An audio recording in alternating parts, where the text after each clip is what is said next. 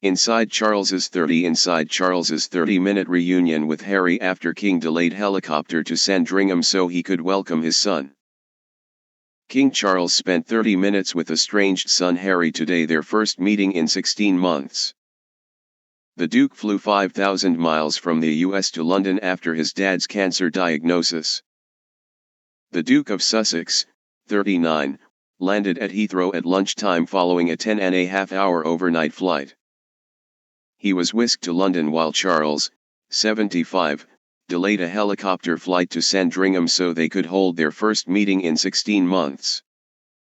The King was said to be doing very well and entirely his normal self. A friend who saw His Majesty said, "If you didn't know there was anything wrong with him you wouldn't know." Another palace source said the King was on his usual good form, and just a little frustrated that his condition has affected not just his own plans but impacted on others. William, 41, did not join his dad and warring brother. Sources said the Prince of Wales had no plans to see Harry during his whistle-stop UK visit. In an unusual move, Charles kept his helicopter waiting so he could personally welcome Harry at his London home Clarence House. Sources said the King made a significant decision to delay his travel plans after his son's gesture to fly across the Atlantic at short notice. Their meeting was thought to have lasted little more than half an hour, with Harry and his entourage leaving Clarence House around 45 minutes after arriving. It was the first time he and Charles had met in private since Queen Elizabeth II died in September 2022, though they have been in telephone contact. Charles looked happy with the reunion as he was pictured for the first time since the palace announced his cancer diagnosis on Monday. He smiled next to Camilla in the back of the state Bentley as they waved to crowds on the short trip between Clarence House and Buckingham Palace. The King and Queen eventually took their helicopter from the palace gardens an hour later than planned.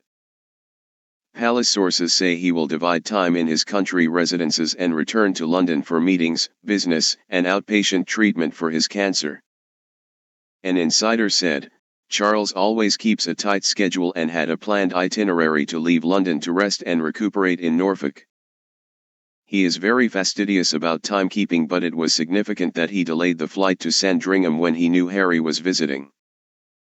The insider added, after all, the Duke of Sussex had flown all the way from California at short notice and he accepted the gesture. There is cause for optimism. The Sun understands there are no plans for Harry to spend time with the King at Sandringham. Last night Harry did not stay in any palace and may have booked into a luxury London hotel. He has had no UK base since the Sussexes' eviction from Frogmore Cottage last summer. Harry is not expected to spend long in the UK and will return to the Montecito home he shares with wife Meghan and children Archie, 4, and Lilibet, 2. He had made it known that he wanted to visit his father this week after the King phoned him with news of the shock diagnosis. On Monday evening US time, the Duke of Sussex was pictured leaving Los Angeles Airport, with his flight landing at Heathrow at 12:30 p.m. Cause of optimism. A convoy of 4 vehicles took him to London while Charles and Camilla, 76, prepared to leave for Sandringham. It is believed royal protection officers were part of the team that escorted the Duke, who is no longer a working royal. He has claimed it is unfair and illegal to remove his armed police protection when he visits the UK and is suing the Home Office.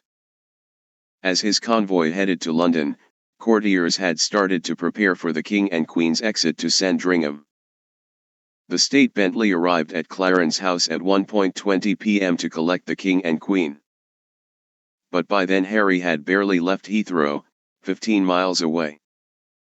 It meant the original plan for the senior royals to leave earlier were put back to allow Harry's convoy to arrive in time. At 2 p.m. police outriders also entered Clarence House to join the King's car for the short trip to Buckingham Palace. Luggage had been packed and was believed to be in vehicles heading separately to Sandringham by road. At around this time the King's chopper left its base at RAF Odiham, Hants. It was pictured landing in the palace gardens at around 2:25 p.m. While the helicopter awaited the King and Queen, Harry's convoy was spotted several miles away on the A4 in Kensington, West London, at 2:30 p.m. 15 minutes later, the four vehicles arrived through the gates of Clarence House, with Harry, dressed in black, pictured sitting in the back seat of an SUV. The king was ready to leave but delayed his departure so he could greet his son, it is understood. Following their meeting, Harry's convoy left Clarence House, at around 3:30 p.m. The chauffeur-driven state Bentley then took Charles and Camilla to Buckingham Palace. Crowds of well-wishers gathered at the palace gates to cheer the king and queen as they arrived. The couple were then escorted to the king's helicopter which took off from the palace garden at 3:46 p.m. for the short trip to Sandringham. It landed 115 miles away on the Norfolk estate at 4:20 p.m. Sources said that rather than catch up with his brother, William remained in Windsor where he is looking after Kate, herself recuperating from abdominal surgery. He is also caring for their three children George, Charlotte, and Louis at Adelaide Cottage. William will return to work today, attending an investiture at Windsor Castle, and a gala for London Air Ambulance.